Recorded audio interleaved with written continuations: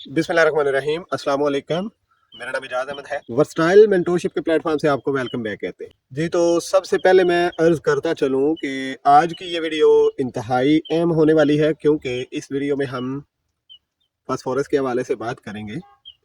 Phosphorus एक macro nutrient है, एक ऐसा मैक्रो न्यूट्रिएंट है जिसके अलावा आप फसल की पैदावार कतन बढ़ा ही नहीं सकते। ठीक है जी। फास्फोरस आप किन शक्लों में अपनी ज़मीन में डाल सकते हैं, आपकी ज़मीन का टेक्सचर किस तरह का होना चाहिए, और पौधे किस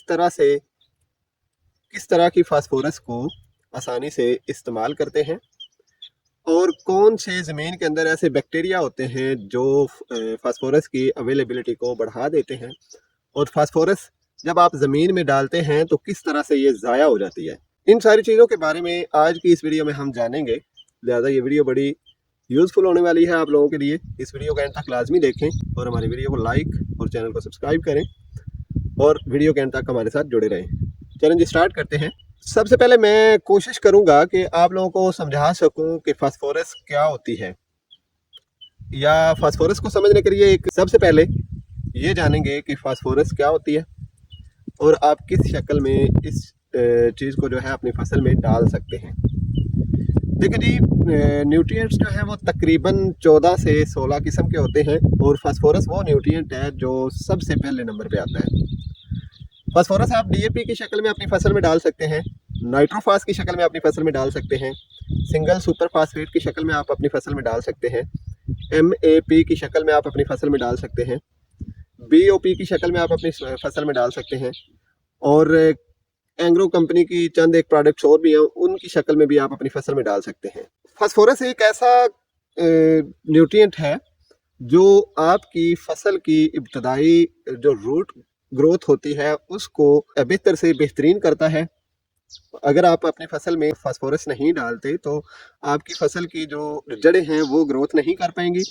उसके अलावा फसल जब टिलरिंग स्टार्ट करती है तो आपकी फसल में अगर फास्फोरस की कमी हो तो आपकी फसल की जो टिलरिंग होती है वो प्रॉपर ग्रोथ नहीं कर पाती। इसके अलावा फसल जब दाने बनाती है या बीज बनाती है तो उस वक्त भी फसल में फास्फोरस की कमी इंतहाई मुतासर करती है फसल को। फास्फोरस जमीन में किन हालतों में पाई जाती है? फास्फोरस जमीन में ऑर्गेनिक और इनऑर्गेनिक दोनों हालतों में पाई जाती है। इन दोनों चीज़ों को समझना आपकी बेहतरीन फसल लेने में काफ़ी हद तक मदद कर सकता है। सबसे पहले हम बात करेंगे कि पीएच लेवल ज़मीन का किस हद तक फास्फोरस की दस्तयाबी को मुतासर करता है। जिस तरह से एसिडिक ज़मीनें होती हैं, एसिडिक ज़मीनें वो होती हैं जिनका पीएच लेवल 5.5 से कम होता है। अगर ज़मीन का 5.5 से पीएच लेवल कम होगा तो आपकी जो फास्फोरस है वो आयरन और एल्यूमिनियम के साथ बॉन्ड बना के फिक्स हो जाएगी। दूसरी किस्म होती है ज़मीन की अल्कलेन। अल्कलेन वाली जो ज़मीन है उसमें फास्फोरस कैल्शियम, मैग्नीशियम और दूसरे मिनरल्स के साथ बॉन्डिंग करके फिक्स हो जाती है, और ये वो मिनरल्स होते हैं जो पौधे को काफ़ी हद तक फास्फोरस इस्तेमाल करने में मुआवन होते हैं। लिहाजा इस चीज़ को समझना कि आपकी ज़मीन की पीएच लेवल कौन सी है आपको फसल का जहाड़ बेहतर करने में मुआवन हो सकता है। अगर अब साथ ही मैं आपको बताता चलूँ कि अगर आपकी ज़मीन का पीएच लेवल कम है तो आप कौन सी फास्फोरस का इस्तेमाल करेंगे। अगर आपकी ज़मीन का पीएच लेवल कम है यानी एसिडिक ज़मीन है तो आप अपनी फसल को डीएपी की शक्ल में फास्फोरस दे सकते हैं। अगर आपकी ज़मीन का पीएच लेवल ज़्यादा है तो आप अपनी फसल को नाइट्रोफास की शक्ल में या सिंगल सुपर फास्फेट की शक्ल में या मोनो अमोनियम फास्फेट की शक्ल में फास्फोरस दे सकते हैं। अब बात ये आती है कि पीएच लेवल का आपको पता कैसे चलेगा। पीएच लेवल का आपको पता चलेगा जब आप अपनी ज़मीन का एनालाइज करवाएंगे, अपनी ज़मीन का महकमा ज़राअत वालों से तज्ज़िया करवाएंगे। इसके बाद हम बात करेंगे कि ज़मीन फास्फोरस की अवेलेबिलिटी में क्या किरदार अदा करती है, यानी ज़मीन की जो साख्त है वो किन किन चीज़ों से बनी होती है और किस तरह से किरदार अदा करती है फास्फोरस की दस्तयाबी में। ज़मीन की साख्त जो कि माइक्रो ऑर्गेनिजम्स, बैक्टीरिया और फंजाई पर मुश्तमिल होती है, फास्फोरस की फसल को दस्तयाबी में बहुत अहम किरदार अदा करती है। यानी ज़मीन में ऐसे बैक्टीरिया पाए जाते हैं जो फास्फोरस को, जो इनऑर्गेनिक फास्फोरस है जो आप डीएपी की शक्ल में दे रहे हैं, आप नाइट्रोफास की शक्ल में दे रहे हैं, या जिस शक्ल में भी दे रहे हैं, ज़मीन में ऐसे बैक्टीरियाज और ऑर्गेनिजम्स और फंजाई मौजूद होती है जो इन शक्लों को तोड़ फोड़ के इस काबिल बनाती है कि फसल उसको अपटेक कर सके। उसके बाद हम बात करेंगे कि फास्फोरस देने का सही वक्त फसल में क्या होता है। देखिए, फास्फोरस फसल को देने का सही वक्त जब आप फसल की प्लांटिंग करते हैं, जब आप फसल बोते हैं, तो वो बेहतरीन वक्त होता है जब आप अपनी फसल को फास्फोरस दे सकते हैं।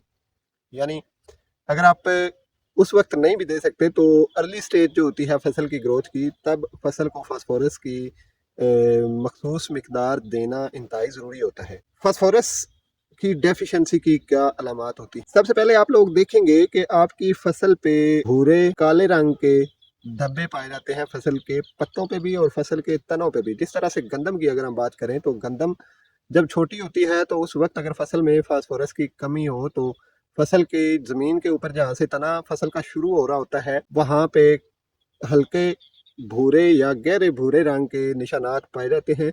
या जब जिस तरह से अगर हम मकई की बात करें तो मकई जब 1 से 2 पत्ते या 3 पत्ते निकाह बना जाती है तो उस वक्त मक्की के जो पत्ते होते हैं उन पे गहरे भूरे रंग के या काले रंग के जो निशानात हैं वो पाए जाते हैं। जिस तरह से हम गंदम की बात कर रहे थे, या फिर आपकी फसल का जो सिटा है यानी जो पेनिकल स्टेज है वो अधूरी रह जाती है या छोटी रह जाती है। अगर हम मकई की बात करें तो मकई के जो काब हैं, जो छलियाँ हैं मकई की, उनका साइज़ छोटा रह जाता है। अगर हम आलू की बात करें तो आलू का जो साइज़ है यानी जो ट्यूबर है आलू का, वो उसका साइज़ छोटा रह जाता है। अगर हम बाजरा की बात करें तो बाजरे के भी जो सिटे हैं वो भी छोटे रह जाते हैं। इस तरह से मुख्तलिफ फसलों में मुख्तलिफ फास्फोरस की कमी की जो अलामात हैं वो नज़र आती हैं। हमारे साथ जुड़े रहें। आज की वीडियो में इतना ही। अल्लाह हाफिज़।